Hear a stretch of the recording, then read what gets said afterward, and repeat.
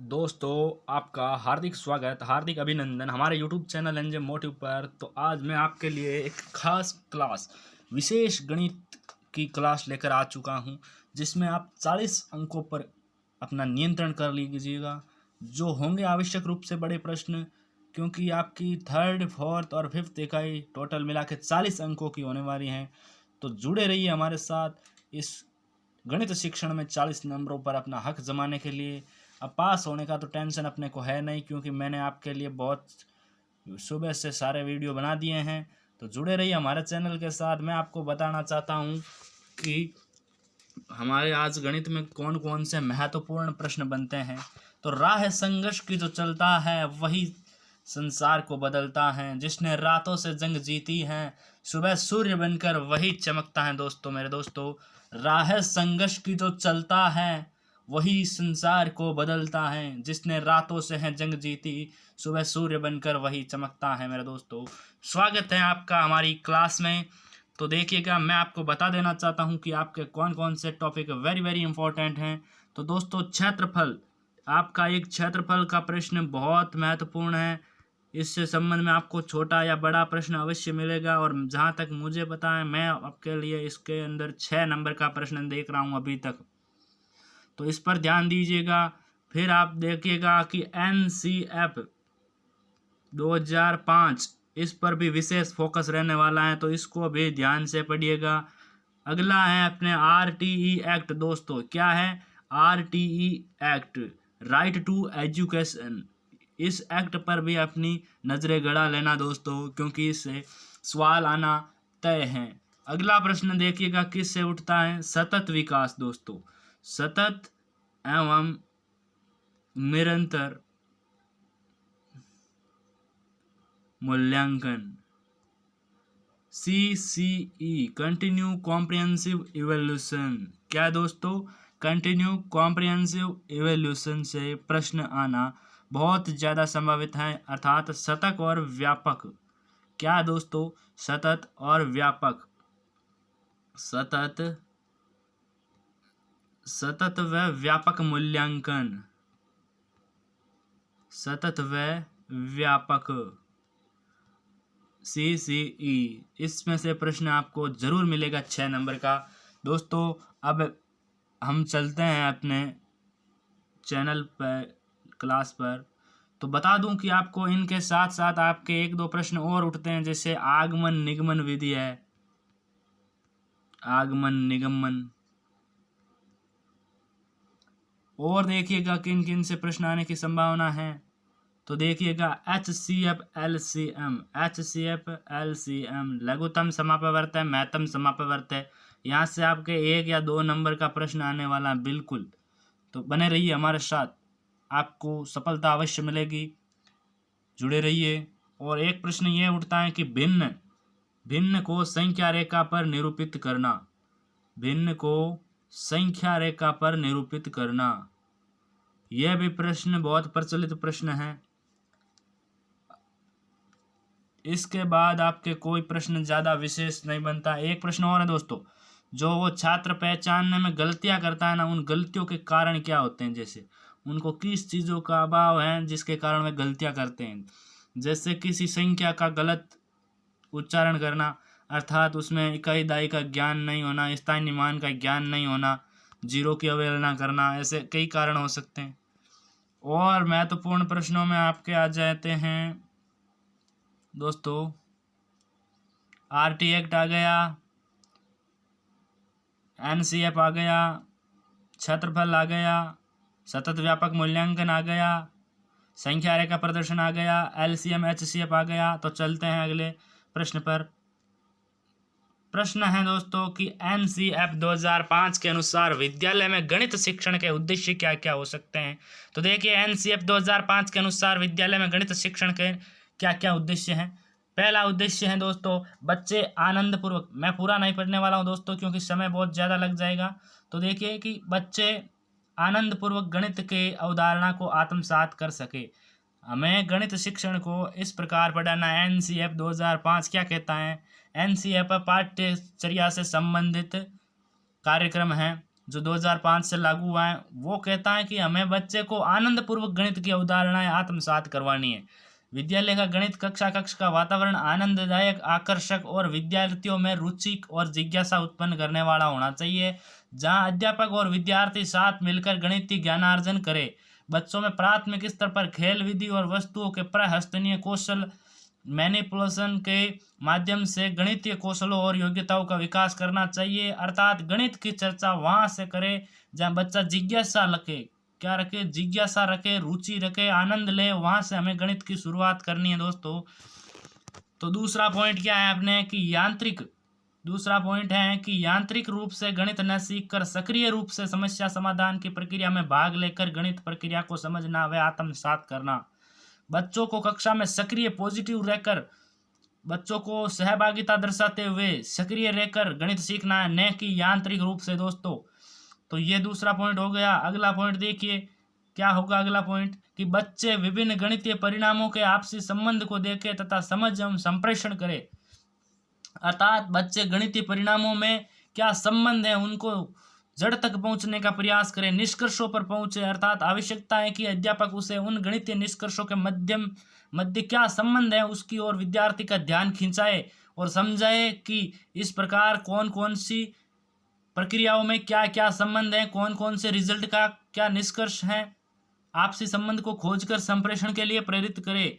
तो ये एनसीएफ के कुछ आवश्यक तत्व हैं जो सब गणित के विषय को आसान बनाने के लिए दिए गए हैं। अगला है कि बच्चों को अर्थपूर्ण प्रश्न पूछने देना एवं गणित के प्रति रुचि उत्पन्न करना। बच्चे अगर प्रश्न पूछते हैं, जिज्ञासा शांत करनी चाहिए उनकी, न कि उन्हें डांट फटकार कर उनके प्रश्न की अवहेलना करें। उनकी गणित के प्रति रुचि उत्पन्न होने देनी चाहिए। जैसे ही बच्चे को जो जो समस्या आती है वह सवाल बच्चे को पूछने देने चाहिए, उनके जिज्ञासा को नहीं मारना चाहिए। अगला पॉइंट है अपने कि गणित के बुनियादी ढांचे को समझाइए।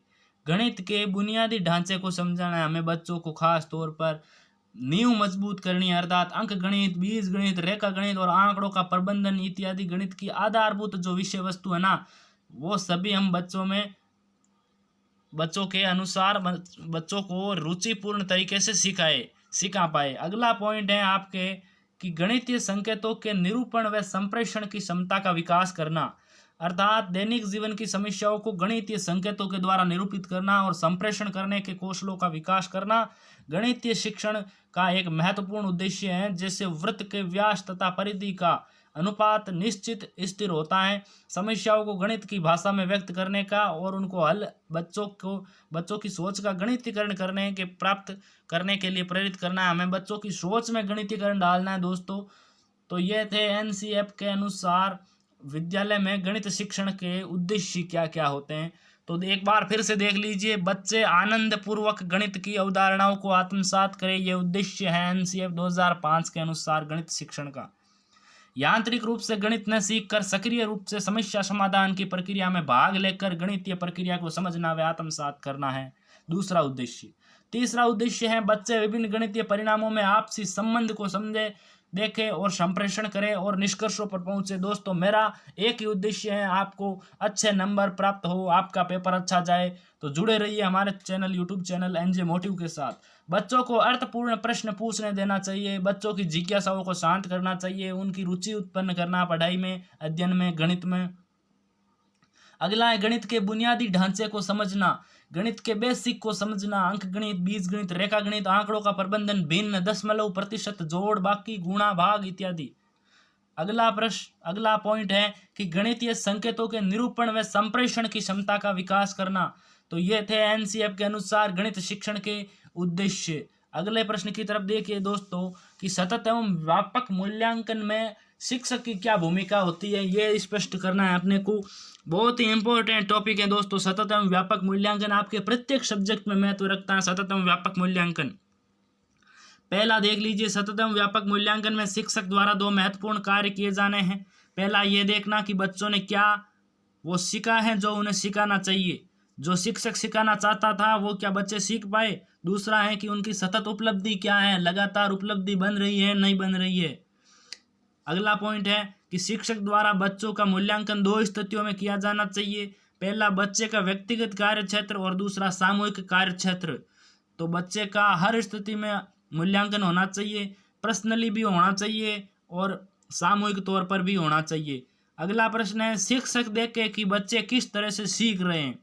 शिक्षक देखे कि बच्चे किस तरह से सीख रहे हैं, किन विधियों में रुचि ले रहे हैं, किन सब्जेक्ट में रुचि ले रहे हैं, यानी बच्चों के सीखने के तरीके क्या हैं, उनमें क्या किसी बदलाव की गुंजाइश है। शिक्षक इन बातों को अपनी डायरी में अपने अनुसार लिख ले ताकि बाद में उसे उस बच्चे के बारे में लिखते समय ये टिप्पणियां काम आ सके, उनमें आवश्यक सुधार कर सके। बच्चों के भविष्य में सतत एवं व्यापक मूल्यांकन सहयोगी होता है। अगला चौथा है कि शिक्षक यह देखे कि जो विषय वस्तु बच्चे को सीखनी थी वो सीखी है या नहीं सीखी है उसने, इसे दर्ज करे ताकि कुछ समय बाद पाठ्यक्रम के आधार पर उन्हें पुनः शिक्षण करवाया जाए, तब इन विषय वस्तु को शामिल करें। बच्चे की प्रगति का मूल्यांकन किया जा सकता है इस प्रकार। अगला पांचवा है कि बच्चे को सीखने सिखाने की गतिविधि में प्रयुक्त अभ्यास की आवश्यकता होती है।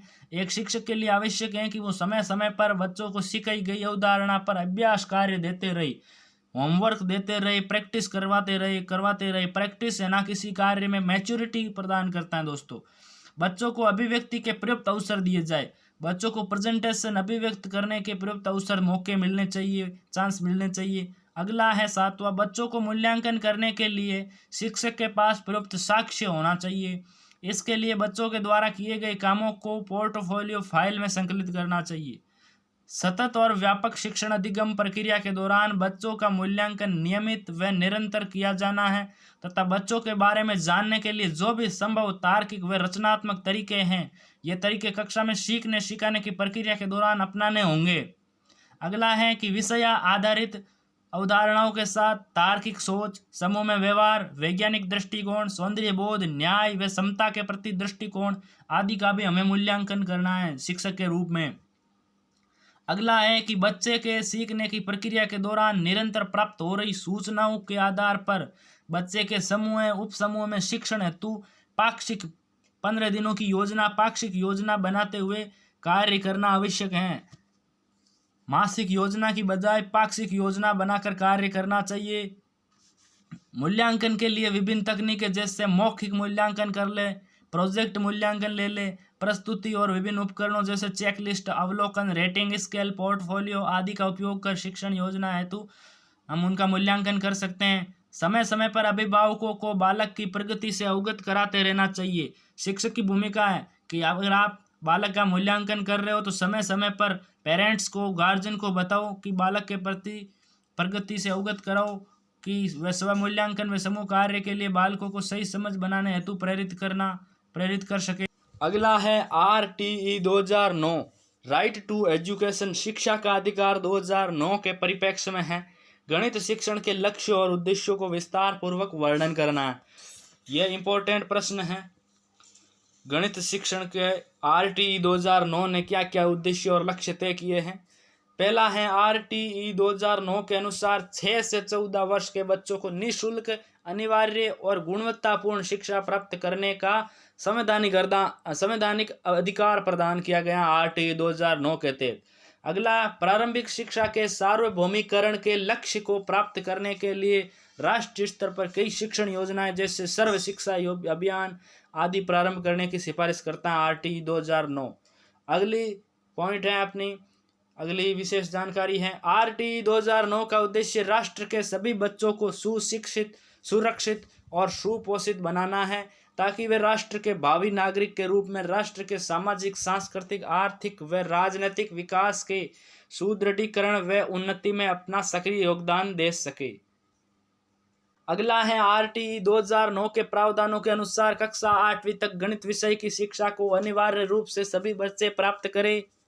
अगला, RTE 2009 के अनुसार शिक्षा की अनिवार्यता को ध्यान में रखते हुए प्रभावी रूप से गणित शिक्षण के लिए गणित पाठ्यचर्या को सुस्पष्ट, सुसंगत, सहज और बोधगम्य बनाना चाहिए जिससे बच्चे गणितीय संकल्पनाओं और तार्किक प्रक्रियाओं को सहज रूप से आत्मसात कर सके रहे। अगला है बालक के ज्ञान अंतःशक्ति योजना का निर्माण करते हुए बालक का सर्वांगीण विकास करना।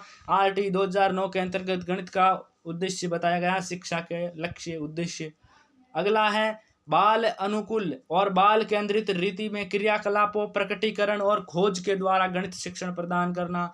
नेक्स्ट है बालक को भय, मानसिक अभिघात से चिंता मुक्त बनाना और बालक को स्वतंत्र रूप से मत व्यक्त करने में सहायता देना। बालक के विचारों का समर्थन करना, उसे विचार प्रकट करने से नहीं रोकना, विचार अभिव्यक्ति के उसके अधिकार की रक्षा करना। भले ही आपके उसके विचार मिलते नहीं हो, लेकिन उनके विचारों को प्रकट होने दिया जाए। अगला है बालक के समझने की शक्ति और उसे उपयोगी करने की योग्यता का व्यापक और सतत मूल्यांकन करना। ये RTE 2009 के तहत आपके शिक्षा के लक्ष्य उद्देश्य तय किए गए हैं। गणित शिक्षण के लक्ष्य और उद्देश्य थे, तो ये प्रश्न बहुत महत्वपूर्ण है। RTE 2009 क्या है, ये भी आप विस्तार से जान लीजिएगा। अब हम पढ़ते हैं कि गणित शिक्षण में जेंडर के प्रभाव है ना, वो जो जेंडर के प्रभाव हैं उनको कम या समाप्त करने के लिए हम किन किन प्रयासों, किन किन सुधारों की आवश्यकता है हमें। तो देखिए, गणित शिक्षण में जेंडर के प्रभाव को कम या समाप्त करने के लिए निम्न प्रयास किए जा सकते हैं। गणित शिक्षा में लिंग भेदभाव अर्थात जेंडर कम करने के लिए महिलाओं के नाम, उनकी गतिविधियां, उनसे संबंधित सामग्री को पाठ्यक्रम में यथास्थान देना होगा। गणित समस्याओं में लड़कियों के नाम का उपयोग, उनके पहनावे से संबंधित कपड़ों जैसे सलवार सूट, फ्रॉक आदि व अन्य सामग्री जैसे चूड़ी, हेयर बैंड, नेल पॉलिश आदि का उपयोग करके लड़कियों को गणित की ओर आकर्षित किया जा सकता है। क्या मित्रों, हम देखते हैं कि गणित के जो सवाल होते हैं उनमें लड़कों की बात की जाती है। सामान्य तौर पर कमीज खरीदा गया, इतने जूते खरीदे गए, जबकि लड़कियों के सामग्री अर्थात चूड़ी, हेयर बैंड, नेल पॉलिश की बात नहीं की जाती, जिससे विद्यार्थियों में अर्थात लड़कियों में यह धारणा बैठ जाती है कि लड़के ही सर्वश्रेष्ठ हैं, समाज उनको ही उत्थान, उनको ही प्रगति कराने का प्रयास कर रहा है, उनको सपोर्ट नहीं कर रहा है। तो अगला बिंदु है जिसके द्वारा हम गणित में जेंडर को कम कर सकते हैं या समाप्त कर सकते हैं जेंडर की भावना को, अर्थात वो है कि प्रत्येक विद्यालय में एक महिला शिक्षक होनी चाहिए, और संभावना हो तो अधिक अच्छा रहेगा कि महिला ही अध्यापक ही गणित पढ़ाए। अगला पॉइंट है, नेक्स्ट है पाठ्य पुस्तकों में महिला गणितज्ञों की जीवनी को शामिल किया जा सकता है। जो आपके पाठ्य सामग्री हैं उनमें गणितज्ञों की जीवनी शामिल कीजिएगा, तो महिलाओं पर भी ध्यान दीजिएगा। तो भारतीय महिला गणितज्ञ जैसे शकुंतला देवी को मानसिक कैलकुलेटर या लोकप्रिय मानव कंप्यूटर के रूप में जाना जाता है। बेंगलोर में जन्मी शकुंतला एक अच्छी लेखिका रही है। उन्होंने अंकगणित के क्षेत्र में विदेशों तक अच्छा प्रदर्शन किया है। गणित के इतिहास में प्रसिद्ध महिलाओं जैसे सिकंदरिया की Hypatia, Elena, Maria, Sophie Germain French, Mary, Ada Lovelace, सेलोट, Sophia, Alicia Stott, Emily, Emmy Noether आदि से संबंधित कुछ नामों की जानकारी पाठ्यचर्या का हिस्सा बन सकती है। तो हमारे गणित शिक्षण में जेंडर की भावना को कम या समाप्त किया जा सकता है। अगला है गणित अध्यापक अभिभावकों की लड़कियों के गणित शिक्षण के प्रति सोच बदलनी होगी। गणित अध्यापक हैं, अभिभावक हैं और लड़कियों की गणित शिक्षण के प्रति सोच बदलनी होगी हमें, तब जाकर हम गणित शिक्षण में जेंडर को कम कर सकते हैं। अगला है शिक्षक के द्वारा उपयोग में ली जाने वाली शिक्षण विधियाँ सरल जीवन से जुड़ी हुई व व्यवहारिक हो, जिसे सभी समझ सके। अगला देखिए, जो बिंदु होगा वो आपके गणित में जेंडर को कम करेगा। गणित शिक्षण में बालिकाओं को गणित के क्षेत्र में अच्छे प्रदर्शन को प्रोत्साहित करना, विज्ञान व गणित विषयों के चुनने के लिए परामर्श देना, आगे के क्षेत्र में, करियर में, अपने जीवन में, वैकल्पिक में गणित और विज्ञान जैसे सब्जेक्ट को सिलेक्ट कर अपने जीवन को संवारने की सलाह देना आदि प्रयासों से गणित शिक्षा में हम जेंडर को कम कर सकते हैं। अगले प्रश्न की तरफ देखिए, एक विशेष अवधारणा है जो अभी वर्तमान काल में प्रमुखता से चलती है, विशेष आवश्यकता वाले बालक, चाइल्ड विथ स्पेशल नीड। क्या है दोस्तों CWSN का पूरा नाम? चाइल्ड विथ स्पेशल नीड से क्या अभिप्राय है दोस्तों? एक ऐसा बालक जो कि शारीरिक, मानसिक, सामाजिक, शैक्षिक, सामाजिक एवं व्यवहारिक विशेषताओं के कारण अगर किसी सामान्य या औसत बालक से उस सीमा तक स्पष्ट रूप से विचलित या भिन्न होता है, जहाँ की उससे अपनी योग्यताओं, क्षमताओं एवं शक्तियों को समुचित रूप से विकसित करने के लिए परंपरागत शिक्षण विधियों में परिमार्जन या विशिष्ट प्रकार के कार्यक्रम की आवश्यकता होती है। उसे विशिष्ट बालक कहा जाता है दोस्तों। क्या? जो बालक शारीरिक, मानसिक, सामाजिक, शैक्षिक, सामाजिक रूप से व्यवहारिक विशेषताओं के कारण किसी सामान्य या औसत बालक से भी कम योग्यता, क्षमता रखता है, उस बालक को विशिष्ट बालक का दर्जा दिया गया है। इस श्रेणी में शारीरिक रूप से अक्षम, प्रतिभाशाली, सृजनात्मक, मंद बुद्धि, शैक्षिक रूप से पिछड़े हुए श्रेष्ठ बाल अपराधी, असमायोजित, समस्याग्रस्त, सामयिक अस्थिरता युक्त आदि प्रकार के बालक शामिल हैं। विशिष्टता का क्षेत्र सार्वभौमिक है। यह किसी भी वर्ग, जाति, धर्म, संप्रदाय या राष्ट्र आदि के व्यक्तियों में पाई जा सकती है। विशिष्टता है जो सार्वभौमिक हैं। विशिष्टता का क्षेत्र सार्वभौमिक है, अर्थ ये सर्वत्र व्याप्त हो सकती है। ये किसी भी वर्ग, जाति, धर्म, संप्रदाय, राष्ट्र आदि के व्यक्तियों में पाई जा सकती है। कभी भी ये विशिष्टता वंशानुगत, कभी वातावरणजन्य, तो कभी दोनों ही के संयोजन का प्रतिफल होती हैं। कभी कभी ये वंशानुगत, आनुवांशिकता में पाई जाती हैं, तो कभी कभी ये वातावरणजन्य भी हो सकती हैं। अगले प्रश्न की तरफ ध्यान दीजिएगा दोस्तों। अपगणन विकार अर्थात डिस्कैलुलिया से ग्रसित बच्चों के आमतौर पर पाए जाने वाले लक्षण, अर्थात मैं आपको बता दूं, डिस्कैलुलिया यानी वह बालक जो बाकी अन्य सब्जेक्ट्स में ठीक ठाक हो, औसतन हो, लेकिन गणित सब्जेक्ट या विषय में वो थोड़ा पिछड़ा हुआ महसूस करे अपने आप को, उसे डिस्कैलुलिया से ग्रसित बच्चा कहा जाता है। इसमें बच्चे के साथ निम्न समस्याएं आती हैं कि वह अंकों के नाम याद रखने में परेशान होता है, अंकों को लिखने में परेशानी होती है, अंकों के समूह में छांटने, एकत्र करने या अलग करने में परेशान होता है, गणितीय चिन्हों को समझने, जोड़, बाकी, गुणा, भाग करने में परेशानी, दशमलव स्थानों की समझ में परेशानी, गणनाएं गलत करना, गणनाएं धीमी करना, ग्राफ के रूप में सूचनाएं दर्शाने में परेशानी आदि प्रमुख कारण हो सकते हैं। अब गणित सबके लिए से क्या अभिप्राय है दोस्तों? आपके RTE एक्ट 2009 में गणित का उद्देश्य बताए तो उनमें बताया गया गणित सबके लिए। तो इससे क्या तात्पर्य है जानिएगा। गणित सभी के लिए का अर्थ है गणित की पाठ्य पुस्तकों में उपयोग ली गई भाषा बच्चों की भाषा हो, तभी सभी बच्चे गणित को भाषाई रूप में समझ सकेंगे और फिर गणितीय भाषा की ओर बढ़ना आसान हो जाएगा।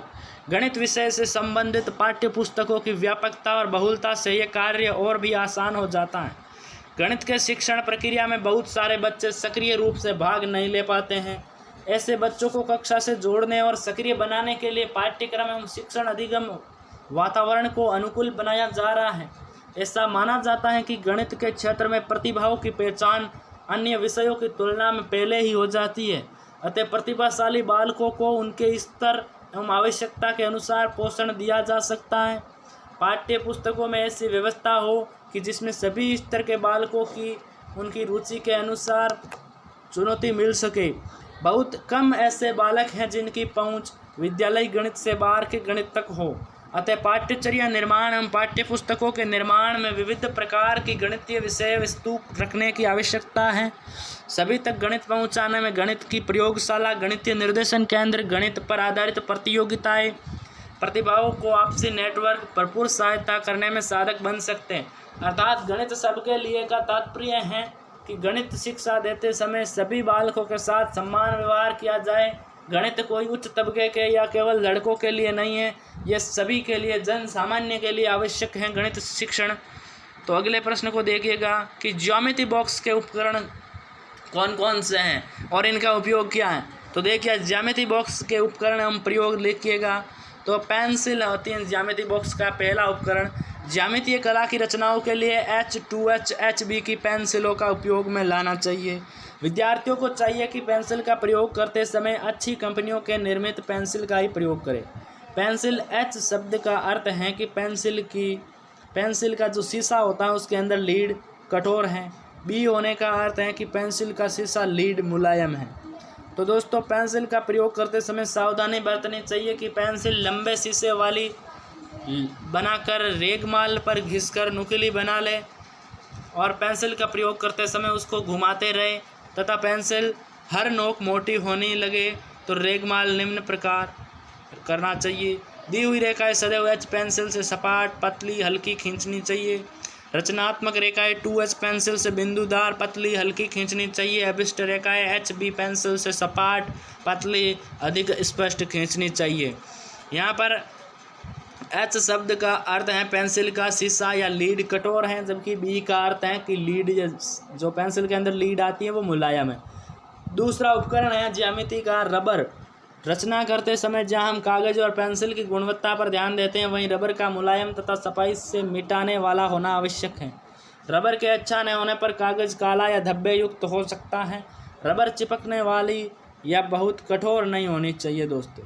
रबर भी अच्छी गुणवत्ता वाला होना चाहिए, जिससे आप अपनी गलतियों को करेक्शन करते वक्त कागज़ को ख़राब न करें। टी स्क्वायर क्या होता है दोस्तों? टी स्क्वायर ये प्लास्टिक या एक्रेलिक या लकड़ी का बना टी अक्षर के आकार का होता है। इसके द्वारा समांतर रेखाएं खींची जाती है।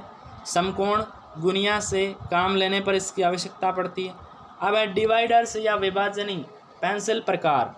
दो सुइयों वाला प्रकार डिवाइडर से रेखाखंडों की लंबाई की तुलना करते हैं।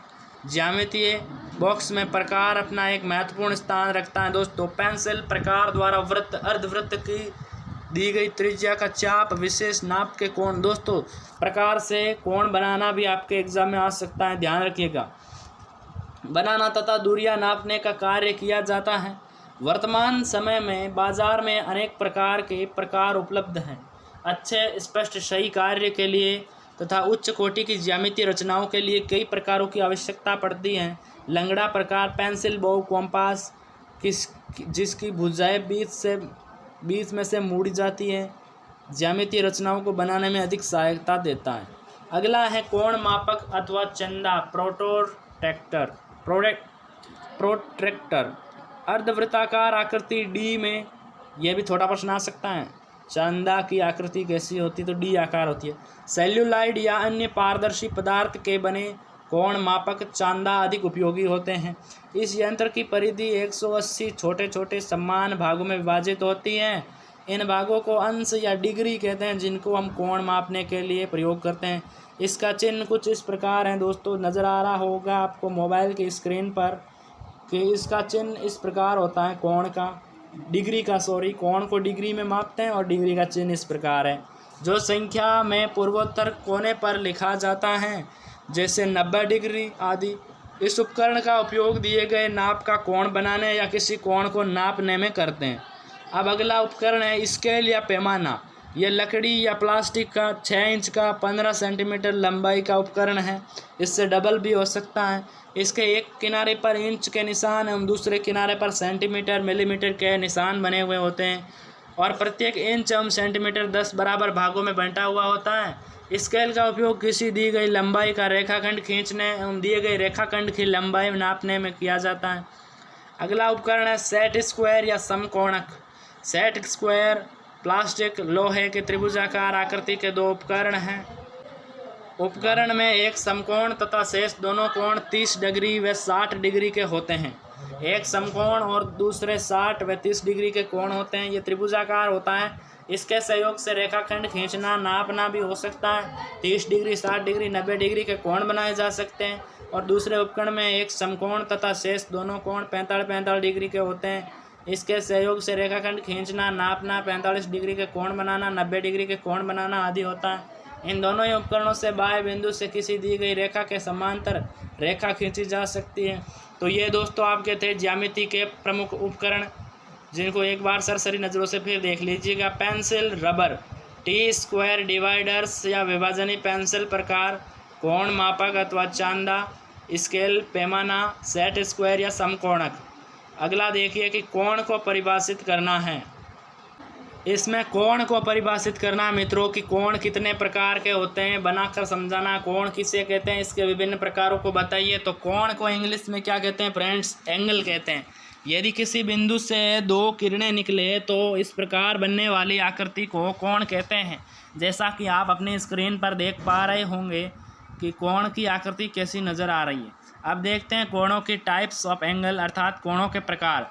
कोणों के प्रकार न्यून कोण, पहला कोण जो कोण 90 डिग्री से कम होता है न्यून कोण कहलाता है, अर्थात 1 डिग्री से 89 डिग्री तक के कोण न्यून कोण में आते हैं। हमने यहाँ एग्जाम्पल के तौर पर 30 डिग्री का कोण प्रदर्शित किया है, जो आपको नज़र आ रहा होगा 30, 45, 60, 70 आदि, अर्थात 1 डिग्री से लेकर आपके 89 डिग्री तक के कोण न्यून कोण में आते हैं।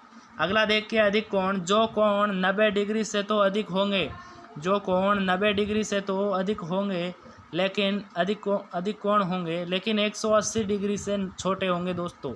180 डिग्री से छोटे होंगे, अर्थात 100 डिग्री, 150 डिग्री, 160 डिग्री आदि कोण अधिक कोण में आते हैं। हमने 150 डिग्री का कोण बनाकर आपको बताया है। तो दोस्तों 90 डिग्री से अधिक और 180 डिग्री से छोटे कोण अधिक कोण कहलाएंगे। अगला देखिए समकोण। जो कोण 90 डिग्री का होता है उसे समकोण कहते हैं। आकृति में आप स्पष्टतः देख पा रहे होंगे। अगला ऋजु कोण या सरल कोण क्या है? 180 डिग्री के कोण को सरल कोण या ऋजु कोण कहते हैं, जो कि एक सामान्यतः सरल रेखा प्रतीत होती है दोस्तों। ये 180 डिग्री का कोण बन रहा है यहाँ पर। अगला प्रश्न है वृहत कोण। ऐसा कोण जो 180 डिग्री से तो अधिक और 360 डिग्री से कम होता है। आपके अब मन में सवाल आता होगा 360 डिग्री से कोण अधिक हो सकता है? नहीं दोस्तों, नहीं हो सकता। वृत्त कोण कहलाता है जो 180 डिग्री से 360 डिग्री तक का कोण, जैसे 190 डिग्री, 210, 240, 320 आदि वृत्त कोण आएंगे। तो इस आकृति में आप इस कोण को वृत्त कोण नहीं कह सकते दोस्तों। सामान्यतः इसमें ये कोण वृत्त कोण है दोस्तों। ये कोण आपके 240 का है, तो ये कोण कितने का होगा आप बता सकते हो क्या? दोस्तों ये कोण होगा आपके 120 डिग्री का अंदर वाला, क्योंकि टोटल का योग 360 होना है। तो अगला प्रश्न देखिए समपूरक कोण क्या होते हैं? जब दो कोणों का योग दो समकोण के बराबर होता है, अर्थात 180 डिग्री होता है। जब दो कोणों का योग 180 डिग्री होता है तो वे दोनों कोण संपूरक कोण कहलाते हैं। तो इस प्रकार बने कोण संपूरक कोण कहलाएंगे। जैसे यहाँ पर 130 डिग्री प्लस 50 डिग्री 180 डिग्री हो गया योग, तो ये एक तरह से संपूरक कोण हो गए। ये इसका संपूरक है और ये इसका संपूरक है। अगले में देखिए पूरक कोण क्या है? जब दो कोणों का योग एक समकोण के बराबर होता है तो उन्हें पूरक कोण कहते हैं। जैसे 30 डिग्री और 60 डिग्री एक दूसरे के पूरक कोण हैं। 40 डिग्री और 50 डिग्री एक दूसरे के पूरक कोण हैं। चित्र में आप स्पष्टतः देख सकते हो। आसन कोण क्या है? एक ही तल में यदि कोण इस प्रकार बने कि उनका शीर्ष एक ही हो तथा जो उभयनिष्ठ भुजा के दोनों ओर बनते हो, तो उन कोणों को आसन कोण कहते हैं दोस्तों। यहाँ पर ये CBA और CBD दोनों ही आसन कोण हैं, क्योंकि इनके अंदर ये इसमें उभयनिष्ठ भुजाएं क्या है? उभयनिष्ठ भुजाएं फ्रेंड्स। अगले कोण को देखते हैं कि सम्मुख कोण है अगला कोण। जब दो रेखाएं एक दूसरे को काटे तो इस प्रकार प्रतिच्छेद बिंदु पर आमने सामने वाले जो कोण होते हैं उन्हें सम्मुख कोण कहते हैं मित्रों। यहाँ पर यह कोण सम्मुख कोण है, जबकि इसमें यह कोण सम्मुख कोण है। तो ये आमने सामने बनने वाले कोण आपस में बराबर होते हैं और सामने के चित्रों में स्पष्ट भी हैं, देख रहे होंगे आप। कोण AOD, अर्थात कोण AOD बराबर किसके हैं? कोण COD के बराबर है। AOD बराबर किसके हैं दोस्तों? AOD बराबर हैं आपके COB के। यहाँ पर मिसप्रिंट हुआ है। कोण AOC बराबर हैं DOB के। यहाँ पर ये जरा सा मिसप्रिंट है दोस्तों। अगले प्रश्न की तरफ बढ़िए। धारिता बनाम आयतन को समझिए। दोस्तों धारिता और आयतन से आपके एक प्रश्न जरूर बनने वाला है। धारिता बनाम आयतन को समझाना है। आप ये बात समझाने के लिए क्या करेंगे कि बड़े बर्तन में ज़्यादा चीज़ समा सकती है, इसलिए उसकी धारिता भी ज़्यादा है। दोस्तों इसका उत्तर इस प्रकार लिखेंगे। किसी पात्र की धारिता का अर्थ है उसमें कितना तरल पदार्थ या रेत या नमक भरा जा सकता है। चूँकि तरल पदार्थ या रेत या नमक का आकार उस पात्र के अनुसार जिसमें वे रखे गए हैं बदलता रहता है, इसलिए बच्चों को ठोस पदार्थों का संरक्षण के मुकाबले तरल पदार्थों के संरक्षण समझने में ज़्यादा दिक्कत होती है। इसका आकलन करने के लिए बच्चे को दो एक जैसे गिलास X और Y दिखाइए। दोनों में बराबर मात्रा में पानी भी भरकर दिखाइए। X और Y करने के लिए बच्चों को दो एक जैसे गिलास x और y दीजिए और दोनों में बराबर मात्रा में पानी भी भर दीजिए। अब y गिलास के पानी को बच्चे के सामने ही अन्य प्रकार के बर्तन Z में डाल दीजिए दोस्तों। y वाले पानी को आप Z में डाल दीजिए दोस्तों।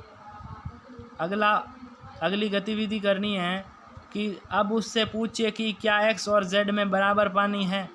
y वाले को हमने z में डाला तो उससे पूछिए कि x और z में पानी बराबर है या नहीं है। यदि वह इस सवाल का सही उत्तर नहीं दे पाता है तो इसका मतलब यह है कि अभी उसने इस अवधारणा को ग्रहण नहीं किया है। ऐसे मामले में उसकी मदद करने का तरीका है कि पानी को बगैर छलकाए वापस y गिलास में डालकर उसे दिखाया जाए। बच्चे को अलग अलग आकारों के बर्तनों की धारिता की तुलना करने का हुनर भी हासिल करना चाहिए। उन्हें ये बताने में दिक्कत नहीं होनी चाहिए कि एक मग में 1 कप से ज़्यादा पानी आता है दोस्तों, और एक जग में 1 मग से ज़्यादा पानी आता है। एक कप में पानी भरकर उसे एक खाली मग में डालने से या एक मग को पानी से भरकर उसे एक जगह से उड़ेलने की प्रक्रिया के द्वारा बालकों को यह तय कर पाने में मदद मिलेगी। आप बच्चों से यह भी कह सकते हैं कि विभिन्न बर्तनों की धारिताओं के बारे में अपने निष्कर्ष को चित्रों के रूप में रिकॉर्ड करें। इस चित्र को देखकर आप बता सकते हैं कि जग में मग से ज़्यादा चीज़ें समाएगी और केतली में ज़्यादा। तो दोस्तों, इस प्रकार आप धारिता और आयतन को समझाने के लिए गतिविधियां करवा सकते हो। इससे संबंध में प्रश्न आने की संभावना बनती है। अगला प्रश्न है कि आंकड़ों से क्या तात्पर्य है, आंकड़े क्या होते हैं, इसका क्या उपयोग है। तो दोस्तों, वस्तुओं या सूचनाओं की संख्यात्मक या मात्रात्मक जानकारी को डेटा या आंकड़ा कहा जाता है। आंकड़े संख्याओं के वे संग्रह हैं जो कुछ सूचनाएं देने के लिए एकत्रित किए जाते हैं। आंकड़ों से ही समाज सुधार, बीमारियों का प्रकोप, आम चुनाव, कृषि संबंधी औद्योगिक कार्य, शासन प्रशासन, शोध कार्य, बुद्धि परीक्षण, कर्मचारियों के वेतन आदि ज्ञात किए जाते हैं। आंकड़े किसी भी क्षेत्र से संबंधित हो सकते हैं। ये मात्रात्मक या संख्यात्मक सूचना देते हैं जिनका प्रयोग सूचनाओं के संकलन, समस्याओं के समाधान, गणना, परिणाम आदि निकालने में किया जाता है। आंकड़ों के विभिन्न प्रकार बताइए। यह प्रश्न भी बहुत इम्पोर्टेंट प्रश्न है दोस्तों एग्जाम की दृष्टि से। प्राथमिक आंकड़े अर्थात प्राइमरी डाटा, प्रयोगकर्ता जिन आंकड़ों को स्वयं या कार्यकर्ताओं के सहयोग से सीधे एकत्र करता है उन्हें प्राइमरी आंकड़े कहते हैं, प्राइमरी डाटा कहते हैं। उदाहरण के तौर पर एक अध्यापक विद्यालय में बच्चों की आर्थिक स्थिति के बारे में अध्ययन करना चाहता है तो इस संबंध में वह स्वयं या अपने कार्यकर्ताओं द्वारा कुछ आंकड़े एकत्रित करवाता है, जैसे उनके पिता का व्यवसाय, मासिक आय, भूमि, व्यय, बच्चों की संख्या आदि। ये आंकड़े प्राइमरी आंकड़े कहलाते हैं क्योंकि इन्हें पहली बार एकत्रित किया जाता है। आंकड़ों के सोर्स के आधार पर दूसरा प्रकार है द्वितीयक आंकड़े, सेकेंडरी डाटा। जब प्रयोगकर्ता आंकड़ों को स्वयं या उसके कार्यकर्ता द्वारा एकत्रित न करवाकर अन्य स्रोतों द्वारा संग्रहित आंकड़ों से प्राप्त करता है तो इन्हें द्वितीयक आंकड़े या सेकेंडरी डाटा के रूप में जाना जाता है। ये प्रकाशित भी हो सकते हैं या अप्रकाशित भी हो सकते हैं, मतलब ये पहले से एकत्रित किए गए आंकड़े होते हैं। ये तो हो गए स्रोत अर्थात कहाँ से प्राप्त हो रहे हैं इसके आधार पर। अब हो गए दूसरा कि समूह के आधार पर भी आंकड़ों के 2 प्रकार हैं। एक असमूहित या अवर्गीकृत आंकड़े हैं, दूसरे समूहित या वर्गीकृत आंकड़े हैं। दोस्तों, आंकड़ों की संख्या कम होने पर आंकड़ों के प्रस्तुतिकरण में विचर के मान को सीधे ही बारंबारता या आवृत्ति के रूप में दर्शाता है। जैसे मनपसंद फूलों का रंग नीला 6 है, लाल 9 है, नारंगी 10 है, बैंगनी 8 है आदि। इस प्रकार ये तो हो गए अवर्गीकृत आंकड़े। अब समूहित या वर्गीकृत आंकड़े होते हैं, जैसे जब कच्चे आंकड़ों की संख्या बहुत अधिक होती है या विचर के अधिकतम व न्यूनतम मान में अंतरप्रास अधिक होता है तो आंकड़ों का प्रस्तुतिकरण वर्गों के समूह में करना सुविधाजनक होता है। दोस्तों, एक प्रश्न और बच गया है जो है कि भिन्न तथा दशमलव संख्याओं में समानता व अंतर बताइए कि भिन्न और दशमलव संख्याओं में क्या क्या समानता है, क्या क्या अंतर है। तो देखिए, समानता देख लेते हैं पहले। साधारण भिन्न को दशमलव भिन्न में तथा दशमलव भिन्न को साधारण भिन्नों में बदल सकते हैं, अर्थात ये दोनों मात्रात्मक रूप से समान होती है। अंतर क्या है देखिए, भिन्नों को ऊपर नीचे अंकों को लिखकर प्रदर्शित करते हैं, जबकि दशमलव संख्या को एक डॉट अर्थात दशमलव लगाकर प्रदर्शित किया जाता है। दूसरा है भिन्न संख्याओं में अंकों की संख्या सीमित होती है, जबकि दशमलव अशांत दशमलव संख्याओं में दशमलव के बाद के अंकों की संख्या असीमित भी होती है। अब भिन्नों को जोड़ते समय इसमें भाजन व गुणन प्रक्रिया तथा लघुत्तम समापवर्त उपयोग होता है, जबकि दशमलव संख्या के साधारण संख्याओं की तरह ऊपर नीचे जोड़कर लिख लेते हैं। तो दोस्तों ये थे आपके इकाई 3, 4, 5 का निचोड़, जो आपको 40 नंबर लाने में मदद करेंगे। हमारे YouTube चैनल पर पीछे भी काफ़ी वीडियो अपलोड किए गए गणित शिक्षण से रिलेटेड, तो उनको देखें और अच्छे से एग्ज़ाम देवे। डरने की कोई बात नहीं है, जो तैयारी करेगा उसका एग्ज़ाम अच्छा होगा, बिल्कुल होगा, क्योंकि आपकी मेहनत कभी ज़ाया नहीं जाती। इसलिए दोस्तों तैयारी करते रहे, और हमारे YouTube चैनल पर अगर पहली बार आ रहे हो तो हमारे चैनल को सब्सक्राइब भी कर ले, बेल आइकन को प्रेस करें, ताकि आपको आगे भी आने वाली हमारे चैनल पर आने वाली क्लास से मिले और आप इसका लाभ उठा पाओ। तो दोस्तों वीडियो देखने के लिए धन्यवाद। जुड़े रहिए एनजे मोटिव के साथ।